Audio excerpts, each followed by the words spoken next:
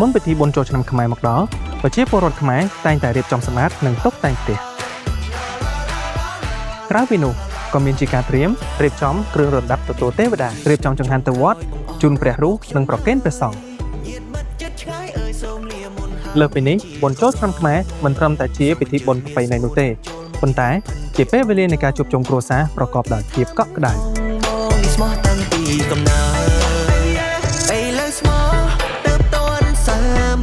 បុរីមេគង្គលែនមានកិត្តិយសនៅក្នុងការផ្ដល់ជូនគេហដ្ឋានដែលមានគុណភាពសម្រាប់ការជួបជុំគ្រួសារនិងជាកេរដំណែលតជំនាន់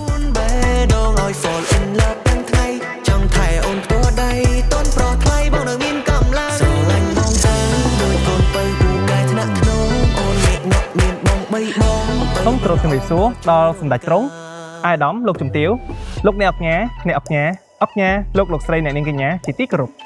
នៅក្នុងឱកាសពិធីបុណ្យចូលឆ្នាំថ្មីប្រពៃណីជាតិខ្មែរឆ្នាំ2026នេះពីបរិយាមេគង្គលែនសូមគោរពជូនពរជ័យសិរីសួស្តីជូនទៅដល់សម្ដេចទ្រង់អាយដាមលោកជំទាវលោកអ្នកអង្គការលោកស្រីអ្នកនាងកញ្ញាព្រមទាំងប្រជាពលរដ្ឋខ្មែរគ្រប់រូបជាពិសេសអតិថិជនរបស់បរិយាមេគង្គលែនទាំងអស់គ្នាសូមជួបតែវិបុលសុខសុភមង្គលរកទទួលទានមានបានគ្រប់ក្រុមគ្រួសារជាពិសេសសូមឲ្យការធ្វើដំណើរទៅកាន់ទីកន្លែងកម្សាន្តនានាប្រកបទៅដោយសុខសុវត្ថិភាពគ្រប់ក្រុមគ្រួសារ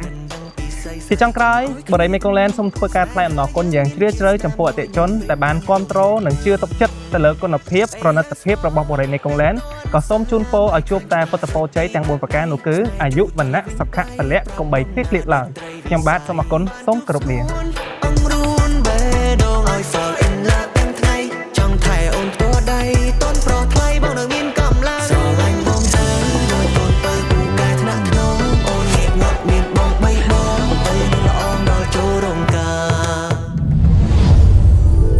បុរីមេគង្គលែនផ្ដើមជីវិតរីករាយនិងជោគជ័យនៅទីនេះ